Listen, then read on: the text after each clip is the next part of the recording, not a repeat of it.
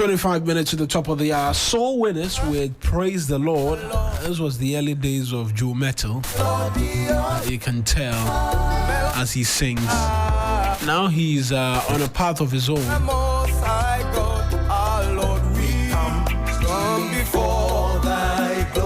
Noble Crosby Annan is here to help us dig deep into the papers in terms of what has been happening in the last 24 hours. Some of the details of these papers extend beyond the last 24 hours, but still stories nonetheless. I trust that you're well. I'm fine, Mawena. Good morning. Are you still showing the people how to sing in the church? That talent, it has not yet been. But you are a choir master. I've been saying it every time. Giving the people wrong information. I'm not giving the people wrong information. I'm giving them wrong apple. So it is the pastor that you are. It is not a choir master. Pastor, God has not called me. I beg you. People will do, sir. God will say, let me call him by force. But if they call you, it's not bad. Nah, God has. God has called all of us, but He has not called. In that special manner. Yeah. But why are you running from the call of God? Why are you running away from the call of God? Right now, you go to some church, or you sleep and you dream. You see something, Jesus has appeared in your room. He says, "My son, come and do my work." What will you do? No, I asked you a question. you are seeking to turn around and ask me the same question. I asked the question. Born to become pastor. That's why he went to seminary. But the pleasures of the world, they stole him from the seminary. The pleasures of the world stole him from the seminary. I mean, we are all doing. Serving God in various our own ways, small ways. You don't have to stand before the pulpit. What if God says with your talent Why and everything? Are you telling what God should do? I'm just asking because you are called Osofo. Are you not called Osofo? That Osofo thing that people have done. So you are called Osofo. So I'm just saying that it should be actualized and then you begin thoughts that came to my mind. You are called Osofo in my mind. They don't know. Anyways, I mean, and whenever you ask the other gender, you ask them, oh, also for you and all that, they don't like it. So everybody is running away from the work of God. Who should do it for you? Who should do it for you people to go and benefit from it? I mean, being a pastor is hard. There's the social, the societal pressure, the criticisms that come your way that, I mean, would not go to the, and I'm choosing my words carefully, the ordinary person. You're expected to be of a higher moral character. And then, while you're expected to be of a high moral character, you're expected to do do some things that you may not have the means to do it. Being a pastor is not easy. That's why sometimes some pastors, they want to do a few things here and there, and then they get themselves into some trouble. But Charlie, it's a hard thing to do. Let's pray for our pastors. Let's pray for our men. No, continue as it stands, I'm not a pastor. I beg you, people. So we should stop calling you Osofo. Soften maybe it's like my name, my Noble Crosby. Yeah, but I mean the name carries a meaning. But let's get your Sofo thing. What's the story? So at my former workplace, I just woke up one day and so when you mention my name, so you call me Crosby, no, but I'll call you Osofo. Like you mention my name, I respond with Osofo. You respond with Osofo. And then it will say, hey, me Osofo. Like they started calling me the same. But to me, like I look like Osofo, so my own stack. Anyways, let's get into the papers this morning. I'll start with the New Publisher newspaper. On the front page, Agyebeng's words 1 year ago. Judiciary executive colluding to weaken parliament. That story is on page 2. And I'm sure that was when the declaration of vacant seat saga was very high somewhere last year. So on November 6, 2024, the Speaker of Parliament, Agyebeng, he addressed a press conference during which he made remarks about Ghana's judiciary in a manner some described as very unfortunate. And then he said it is increasingly becoming clear that the judiciary and the executive are seemingly colluding to weaken Parliament. So the paper says for the help ongoing calls for higher standards of civility, objectivity, and institutional respect, the paper just decided to play back the story. It was a moment of intense tension in the country. Eh? All the arms of government, they seem to be fighting each other, particularly the judiciary and parliament. Yeah, they've had their coming together for some time. Yeah, because I recall the House passed a particular legislation which the judiciary subsequently declared as now. In the, I think it had something to do with narcotics, and the judiciary declared that, look, this bill that you passed, we declared null. And the speaker had cause to speak in the floor of the House and said they didn't understand the workings of Parliament, and they should not be seeking to attempt to want to encroach into Parliament's territory, because their powers of lawmaking is derived direct from the Constitution, and so the Supreme Court could not. But I mean, now we've come a long way in terms of the relationship bettering, and so we look forward to a lot more in terms of collaboration, because each of the arms will need each other one way or the other. I mean, you can't function without the other arm. If the judiciary gives a ruling and one party, because at the height of the vacant seats, the speaker had wanted to defy the ruling. Yes, and if he did, what would have been the outcome? It was a point of very serious conversations, but we're glad we've moved away from those times. Anyways, the publisher is still presenting these stories. Ayariga suppressing legitimate dissent. That story is on page 3 of the paper, and it is written by one Akenel Kabiru Abdul. You know, when Ayariga was saying that the use of the word disputed is defamatory, the paper says the term disputed is neither defamatory nor unparliamentary. The paper says it is a factual description of a nominee whose appointment has become the subject of a national controversy and legal challenge. So they drew the conclusion. Yes, they drew the conclusion. So it's I mean, it's just an opinion of Kabiru Abdul. Anyways, you can get a copy for yourself and then read it. Also on the front page of the new publisher, Otunfo Lords Boko chieftaincy factions. The story is on page 2. And the minority say that 9% pay rise inadequate and insensitive. These are the stories that the new publisher is talking about this morning. The Accra Times paper on the front page, fight against corruption. Agyebeng tax Africa's parliament. We dare not fail or else ... Also, we stopped Ahweyo Markin and Co. That story is on page 3.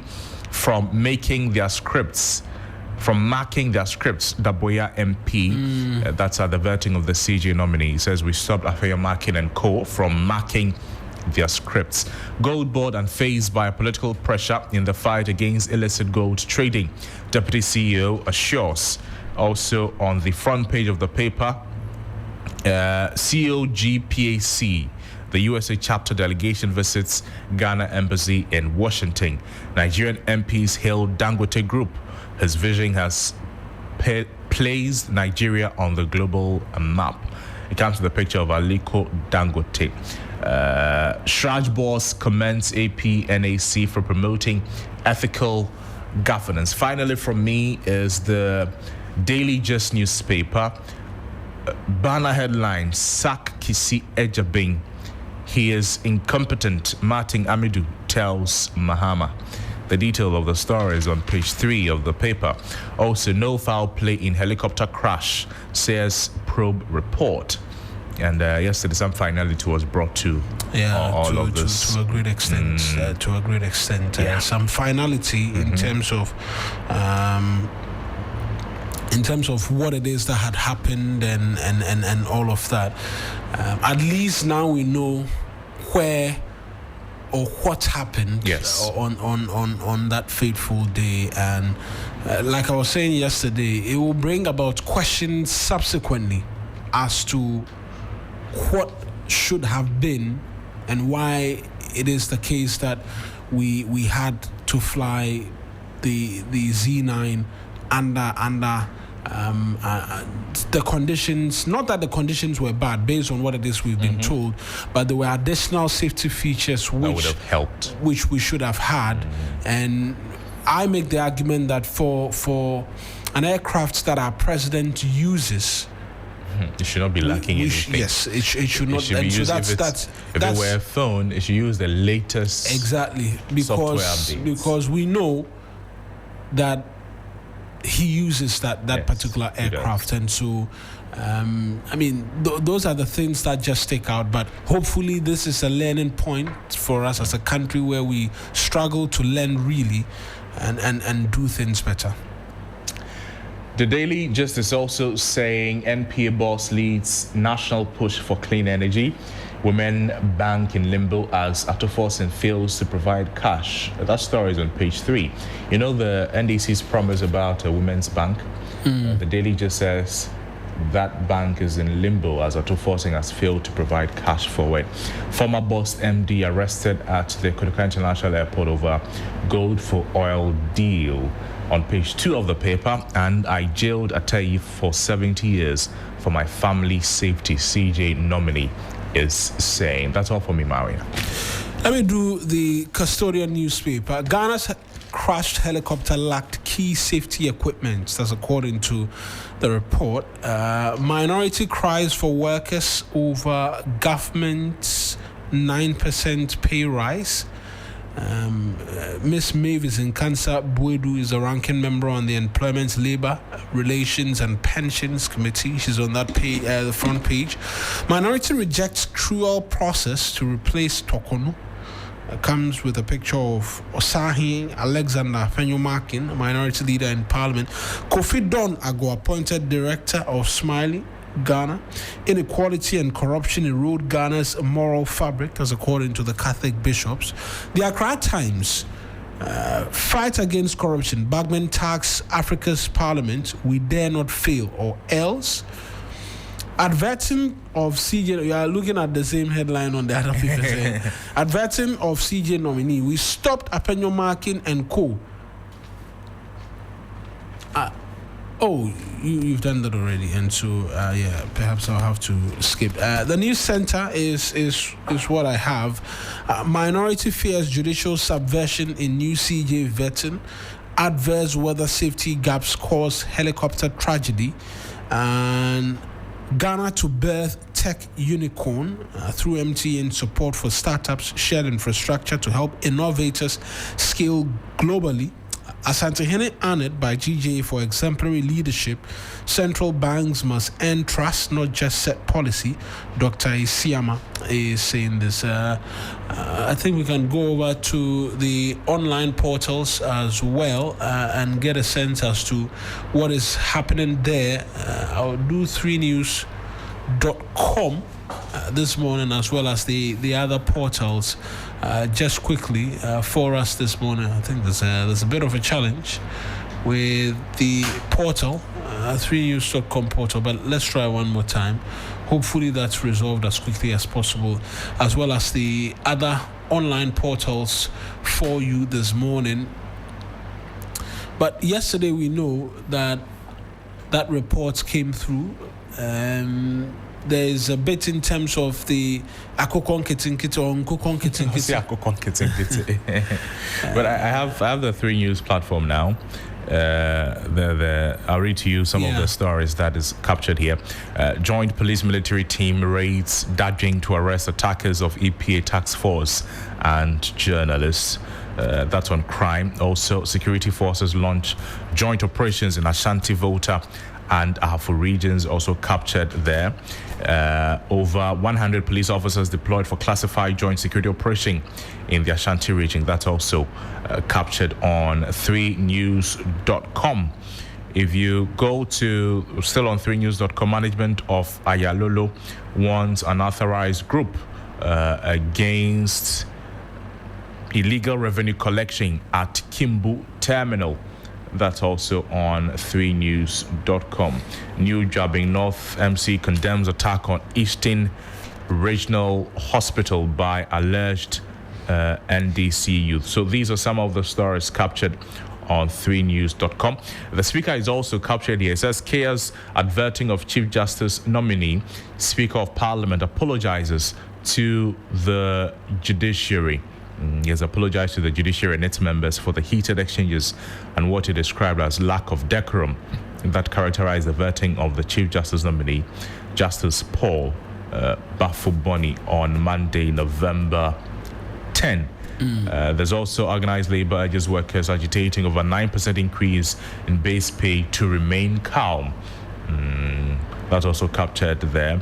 That story is by Daniel Opoku. So these are more stories on 3news.com. Well, on a way to work this morning, if you're using the cantonment bit of that's that sports complex, Elwak, right? Yes, Elwak Sports Stadium. Just close to us. That entire stretch has been taken over by young, enterprising Ghanaians who are seeking to make their way into the military. There's a screening exercise that's happening there, and so if you're on your way to work and you can avoid that stretch in particular, be well to do so. But just as sheer numbers as well, every year we see that that every time that the military opens up and receives application to enlist persons into the service, the sheer volumes that we see brings up conversations every now and then. I'm sure we'll get into it, but let's try and get bits and pieces of details of other stories. I want to start off from 3news.com on that dodging operation. And the story reads that the story is by Evans Ifas. It reads, a joint police military team has launched a dawn operation in Dajing in the Ashanti region to arrest suspects believed to be behind the November 6th attack on members of the Environmental Protection Authority task force and accompanying journalists. The raid, which took place early Wednesday morning, that's today, forms part of a coordinated nationwide operation by the Ghana Armed Forces and the Ghana Police Service to bring the perpetrators to justice, a move promised by President John Mahama following the violent incident. TV3's William Evans, who was embedded with the security team, reported that the exercise involved intelligence-led swoops, screenings, and targeted arrests aimed at flashing out those directly involved in the attack. Now, according to a joint statement issued by Captain Veronica Ajoahi, Acting Director General of Public Relations for the Armed Forces, the ongoing operations extend to Dajing and Awona in the Ashanti region, Ehi in the Volta region, and several towns in the Ahafo region, including Hwidiem, Kenyasi, Gwaso, and Mahani. The statement warned that any attempt to obstruct the security services in their anti-illegal mining or other lawful duties will be met with the full force of the law. And so it's good to see that some action is being taken in that light in terms of what happened. People, if they are men, they should go and attack these people. These people. Oh no, I'm not sure they were there.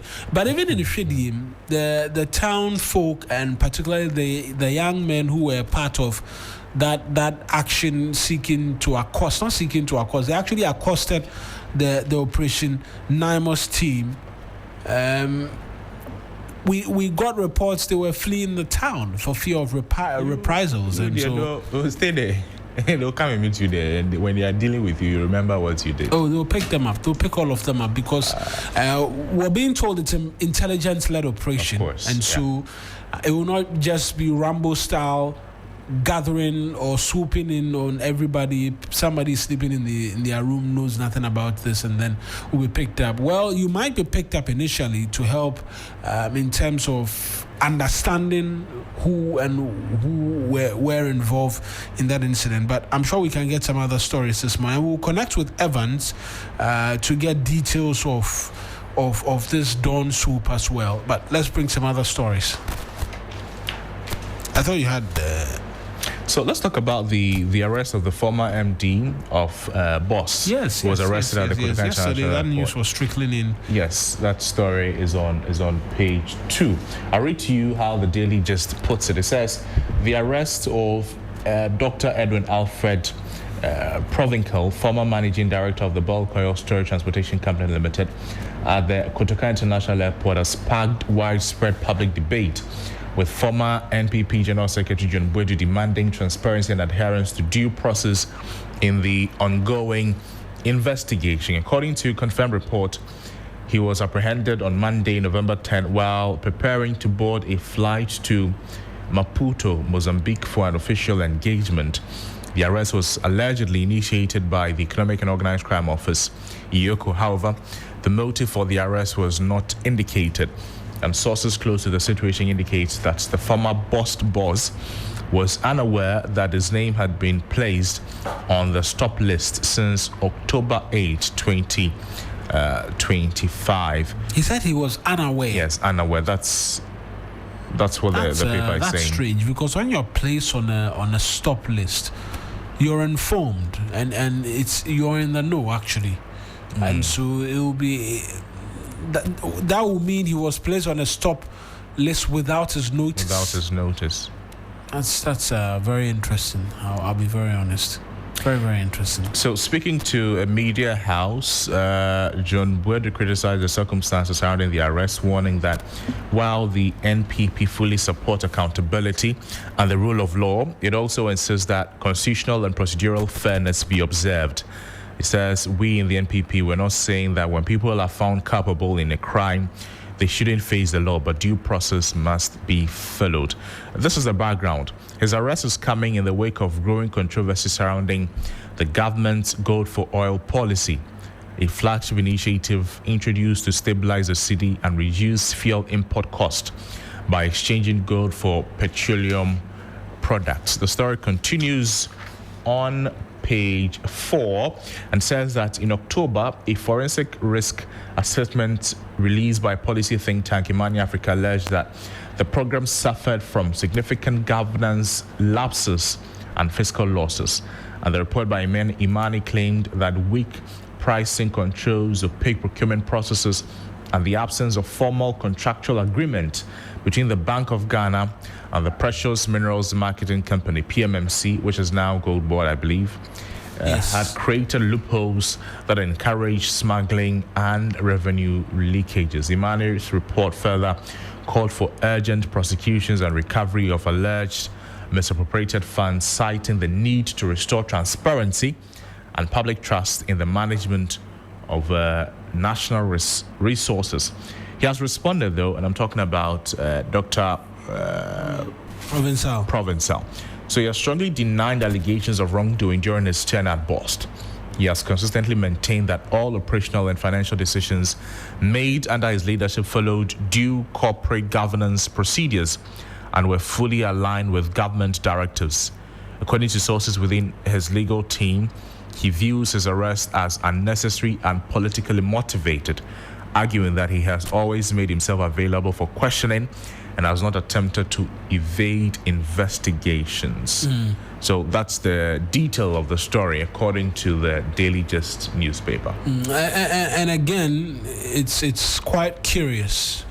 I need to mention that because yesterday, when the news began to trickle in, we had asked and of the many things, the indication from some of our colleagues, some of whom are lawyers now, were that, look, you are not placed on that stop list without being informed, because that could negatively affect you when you want to seek bail subsequently, because all the prosecution has to do is that, your honor, or my lord, this said individual is a flight risk, and so don't grant him bail because of this singular action. And so they were quite surprised as well that somebody will know they're on the stop list and still want to because travel. Eventually, like evading. Exactly. Eventually, when a case is built against you and you're placed before the court, your pleadings are taken, then the next thing is bail.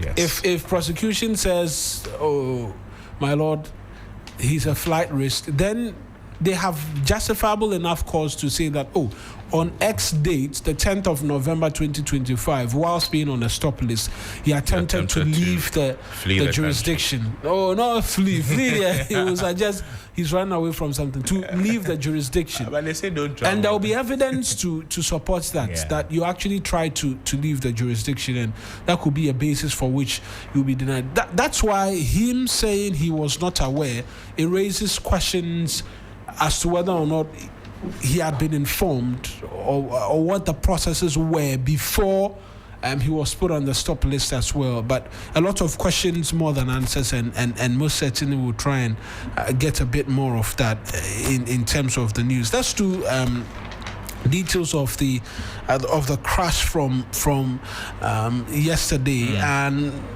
the story is in the Custodian newspaper. It says the investigative committee which probed the tragic military helicopter crash on August 6th has revealed that the aircraft was airworthy on the day of the incident, but lacked critical safety equipment that could have helped prevent the tragedy. The committee, chaired by Acting Minister for Defense, Dr. Kissi Agyebeng, submitted its final report to President John Mahama on Monday, November 10. Monday was when? November 10, right? Yeah, because yesterday was November 11. The committee, presenting details of the report at a press briefing on Tuesday, Captain retired Paul Fojo disclosed that the Harbin Z9EH helicopter operated by the Ghana Air Force did not have key safety systems such as helicopter terrain awareness and warning system and advanced terrain mapping, navigation, and automatic flight control system. The aircraft was declared serviceable and signed off by the pilot, who was fully competent to operate it, Captain Fojo said. The committee, established shortly after the crash, was tasked with determining the cause of the incident and recommending measures to prevent future occurrences. The ill-fated helicopter with tail number GHF 631 took off from Accra at about 9:12 a.m. en route to Obuasi in the Ashanti region on an anti-illegal mining operation when it lost radar contact and crashed in the Adansie Krofum district. All 8 passengers, unfortunately, died, and the aftermath of which saw dark clouds hang over the country for quite a while.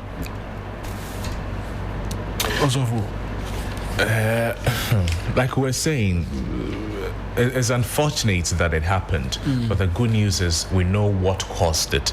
We know what we could have done better. We have lessons to learn from it. It has provided some answers, and now the conspiracy theories. Yesterday we were talking about it after the New Central Bulletin with Kemini Amano, how people were throwing, it was a target or something. Some people said that they were shot at from the sky, and all of that.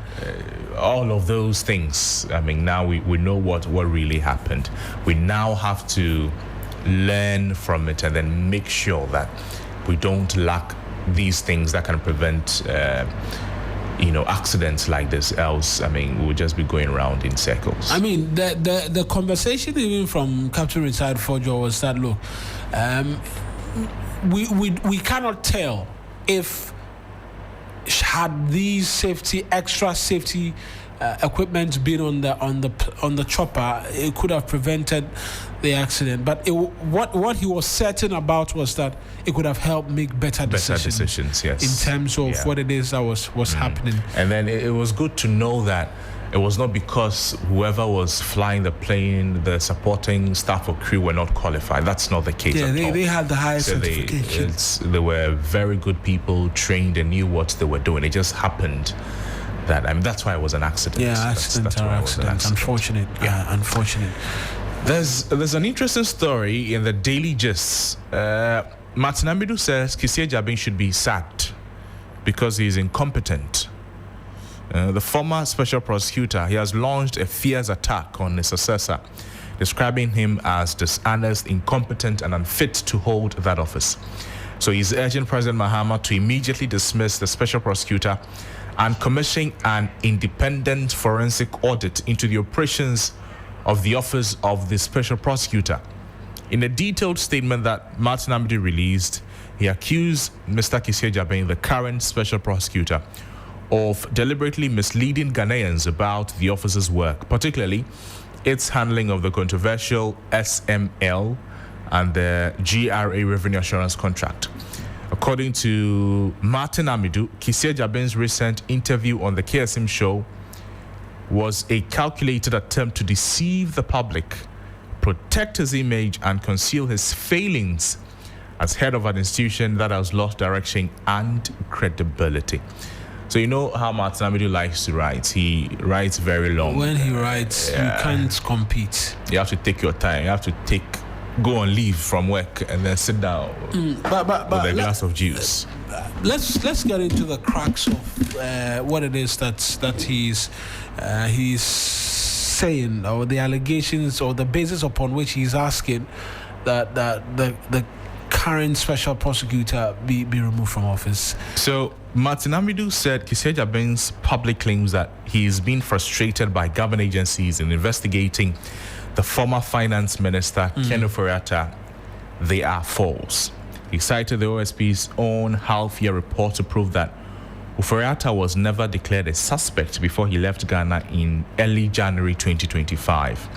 And he's quoted as saying that the OSP's official records show that the former finance minister was only contacted for questioning on January 24, 2025, weeks after he had traveled. Kissi Agyebeng's story that he was blocked by the state security agencies is nothing but a fabrication. And Martin Amidu is insisting that Kissi Agyebeng's excuse was a cheap public relations trick meant to cover up his office's own negligence. And then he said the OSP had no legal or procedural justification to stop Ofori-Atta's travel, since he had not initiated any formal charges or obtained a court order at that time. There's a bit also about lying to the nation. And then Martin Amidu compared Kissi Agyebeng's media tour to that of Britain's Prince Andrew's disastrous BBC interview, calling it a self-inflicted public relations disaster. Martin Amidu says if he can lie in the face of official evidence, then Ghanaians must question every report and public statement coming from his office. Kissi Agyebeng has brought shame to an institution that was created to fight corruption, not to play politics. And Amidu argued that Agyebeng's public conduct showed a man overwhelmed by power and attention rather than a principled anti-corruption crusader. Right. There's more. Right. The reason I'm asking for the more is I want to get an understanding. Yes, I agree that public perception in terms of fighting against graft is very important, and the posturing, and he raises some important questions as to the OSP's, or the special prosecutor, the SP's own claim in that interview with KSM that he was not receiving cooperation, amongst many other things. And seeks to corroborate the facts with what is on the ground. The fact that the former finance minister was contacted only for questioning after he had left the country. That raises questions for the OSP to answer. I'm looking for, or I'm asking as to whether that is basis for us to say that he should be removed from the position, because removing him from office will go through a very elaborate process.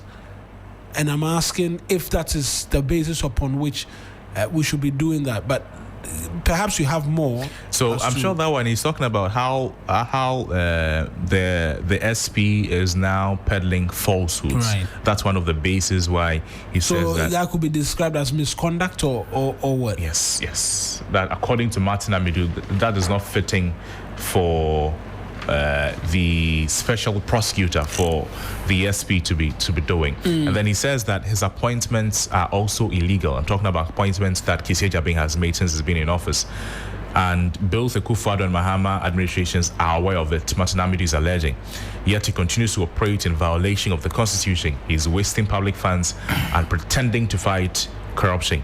Amidu says Agyebeng's continued stay in office was a stain on Ghana's anti-corruption framework and a threat to the rule of law. There's the bit also about the Airbus report and alleged political dealings. Martin Amidu revisited the controversial Airbus bribery investigation, and then he accused Agyebeng of publishing a baseless and politically motivated report. It was to protect his job ahead of the 2024 elections. That's the claim. Yes, he alleged that after releasing the report, Kissi Agyebeng fled Ghana under the guise of an official trip and only returned after the elections when it was clear that Mahama had won. Martin Amidu says he used the Airbus report as a political insurance policy, ensuring that whichever government won, he would remain in office. That is not the conduct of an independent prosecutor. It is the behavior of a political opportunist. And then he's calling for immediate action. To remove him. He says President Mahama must not shield Kissi Agyebeng simply because he inherited him. Amidu warned, if his government truly wants to restore credibility to the fight against corruption, it must begin by removing the weakest link. And he says the weakest link in Ghana's fight against corruption is one person, and his name is Kissi Agyebeng, the current special prosecutor. He said the audit should also cover how funds allocated to the OSP have been used and whether they complied with the Public Financial Management Act. Those are very important questions, and it must come up in terms of not even in post Kissi Agyebeng as SP, but we should be able to know how all of these monies are expended. But a good morning to Sixto Strong Ulu as well, who I don't think he brushed his hair this morning, but has been very quiet and is on his phone this morning as well. It's protest. I was dressing outside in the back room. Then Crosby said, I left the seminary because of worldly pleasure. Then you supported him instead of bringing him to order. No, but let's, before we come to your concern of whether or not you have been whisked away from the seminary, this is the latest from Martin Amidu. He's had cause to make these calls a number of times, asking that the special prosecutor be removed, amongst many other things. Is there justification enough from what it is that Crosby? There's even an official petition standing in the name of Martin Amidu. I read about it in the news earlier this year or so. Was it late last year? There was a news story that said Martin Amidu had petitioned for the removal of the current occupants of the office. You see,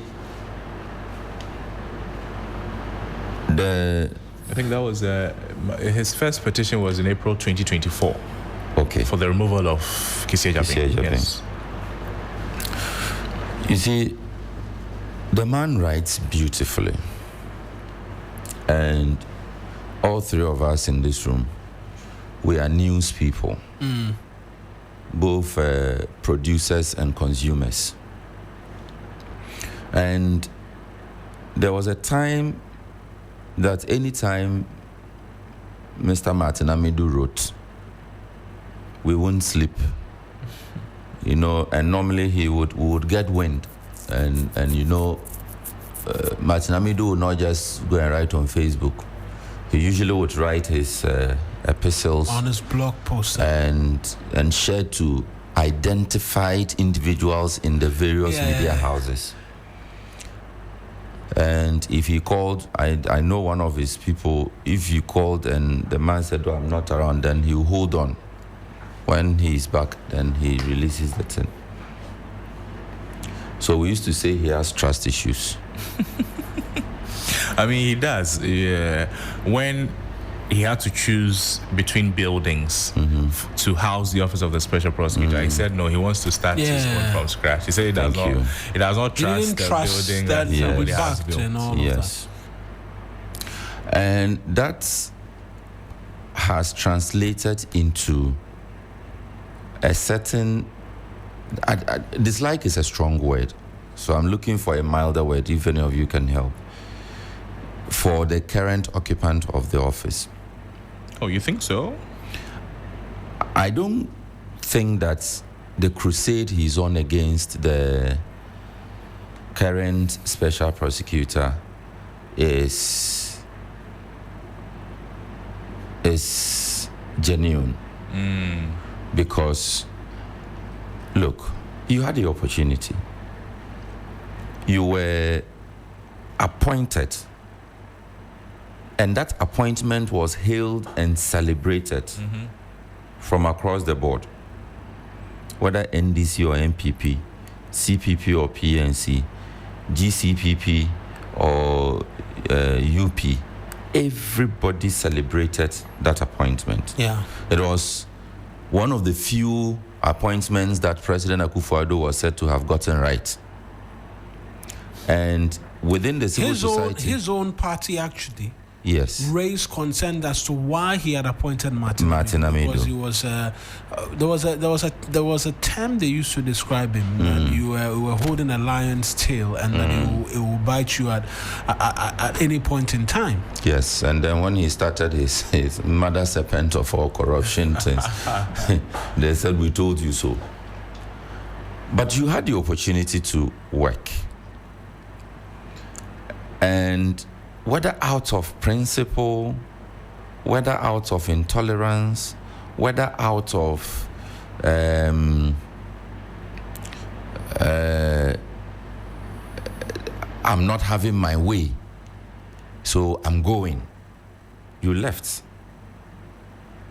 But at the time that you left, you resigned, there were those within civil society who thought that you could have remained in the office, fought through the challenges, and ensured that the right things were done.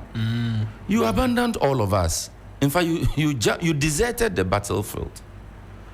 You commander-in-chief. You left the army. Now they found somebody to come. And at every turn, you are finding ways to attack this person. This is not the first time. He's described the current occupant of the office as wasteful before.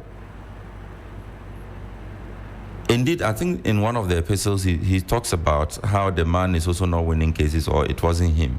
I'm not sure. That one I'm not sure I'm getting the facts right.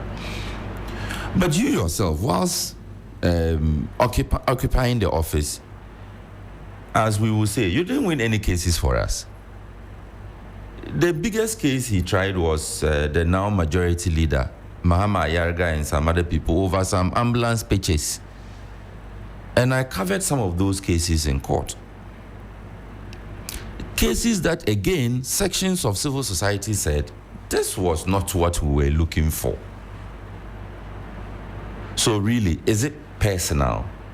Is it really in the interest of the state, or he's thinking that if it is not Martin Amidu, then it is no one else, or Mr. Martin Amidu is the best to occupy the office? Is that the case? I think that with the experience that Mr. Martin Amidu has, the respect that he has earned to himself, and I believe his voice still carries some weight, even within the NDC. He should use that to support the current OSP. He should use that to, you've occupied the office before, unless Mr. Kissi Agyebeng is not welcoming. Maybe he has tried reaching out to the current OSP to say, this particular case or this particular dealing, we could go this way, in the form of an advisory note to the current occupant of the office. Unless he's tried that, and Kissi Agyebeng has denied him the access. He's been trying on a number of fronts to get some details and evidence in relation to the work Kissi was undertaking on quite a number of corruption-related issues. I'd asked that certain things be put on a pen drive, amongst many other things, for him, and that served the basis even for his first petition asking that Mr. Kissi Agyebeng be removed from the position.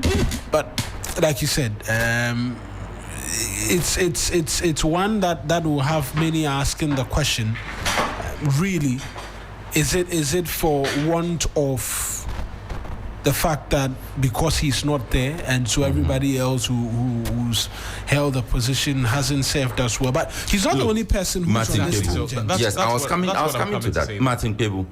Martin Pebu has been very critical of the OSP, especially in this kind of Oriata matter. But if you look at the way Martin Pebu will criticize the Kissi Agyebeng, and would say that on this particular matter of bringing back the former finance minister, the OSP got it wrong, because the OSP could have done it at a better.